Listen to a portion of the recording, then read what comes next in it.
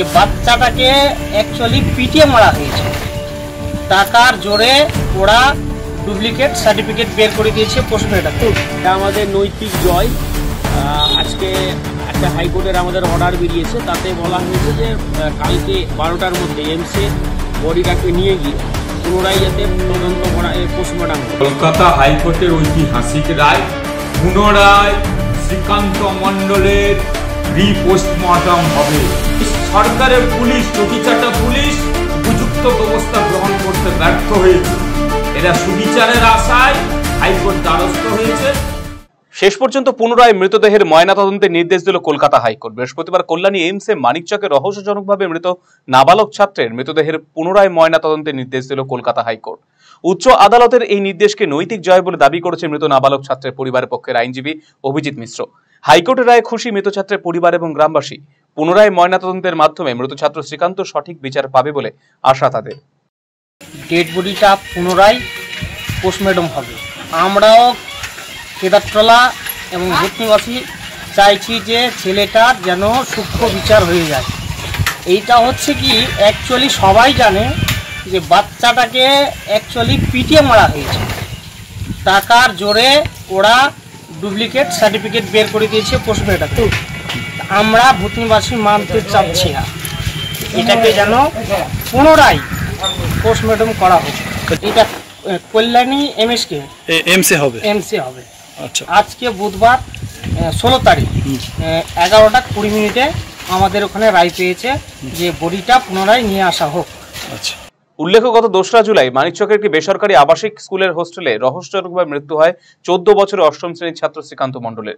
হোস্টেলের রুমে গলায় ফাঁস দেওয়া অবস্থায় তার ঝুলন্ত দেহ উদ্ধার হয় বলে দাবি করে স্কুল কর্তৃপক্ষ। স্কুল কর্তৃপক্ষের দাবি আত্মহত্যা করেছে ছাত্রটি। তবে একেবারে প্রথম থেকে স্কুল কর্তৃপক্ষের আত্মহত্যার যুক্তি মানতে নারাজ ছিল মৃত ছাত্রের পরিবার। একটি বড় রেফ্রিজারেটর মৃতদেহ সংরক্ষণ করে রাখে পরিবার। গত 7 তারিখ সোমবার সন্ধ্যায় ময়নাতদন্তের রিপোর্ট হাতে পায় নাবালক ছাত্রের পরিবার। রিপোর্ট পেয়ে তাদের সন্দেহ আরো জোরদার হয়। রিপোর্টে আত্মহত্যার কথাই উল্লেখ রয়েছে। এরপর উচ্চ আদালতের দ্বারস্থ হয় মৃত ছাত্রের বাবা প্রেম কুমার মণ্ডল। গত শনিবার মামলা দায়ের করা হয়।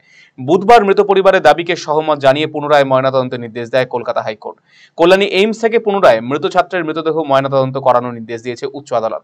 বৃহস্পতিবার দুপুর 12টার মধ্যে মৃতদেহ নিয়ে পুনরায় ময়নাতদন্তের নির্দেশ দিয়েছে হাইকোর্ট। এটা আমাদের নৈতিক জয়। আজকে একটা হাইকোর্টের আমাদের অর্ডার বেরিয়েছে, তাতে বলা হয়েছে যে কালকে 12টার মধ্যে এমসে বডিটাকে নিয়ে গিয়ে পুনরায় যাতে তদন্ত করা পোস্টমর্টম হবে।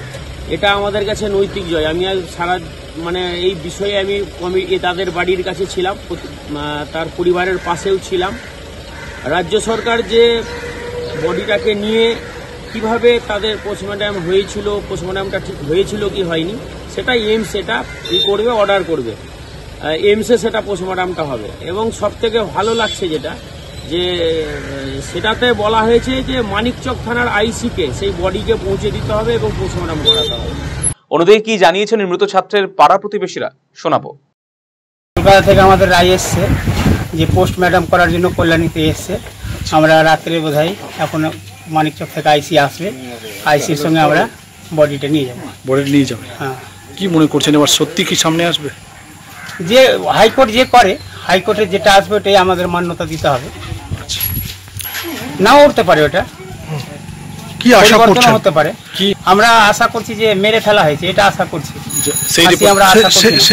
আমরা বলতে পারবো না এখন কেমন করে নিয়ে যাবো। আমরা এখন গাড়ির খোঁজে পাঠিয়েছি, মানে আলোচনা সহ নিয়ে যাবো।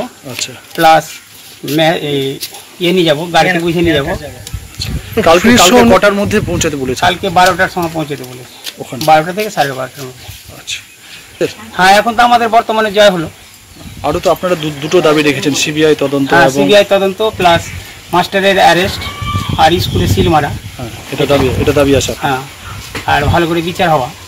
এই ঘটনা কি প্রতিক্রিয়া জানিয়েছে বিজেপি নেতা গৌরচন্দ্র মণ্ডল, শোনাবো আপনাদের।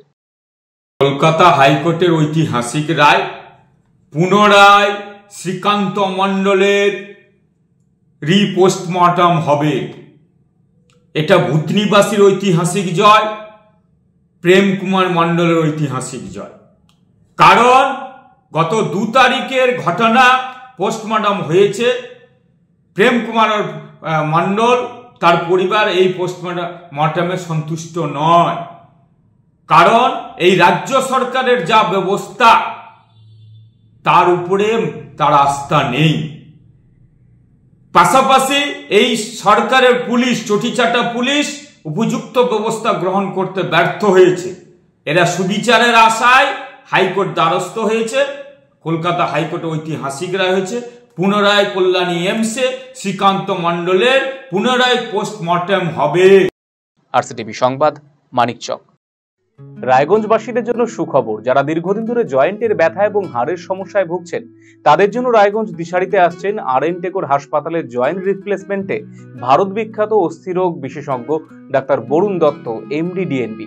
এখন থেকে প্রতি মাসের নির্দিষ্ট দিনে ডাক্তারবাবুকে দেখাতে আজই যোগাযোগ করুন দিশারি হেলথ কেয়ার, উকিলপাড়া, রায়গঞ্জ শাখায়। যোগাযোগ করুন 7477785509, 7477785512 এই নম্বরে।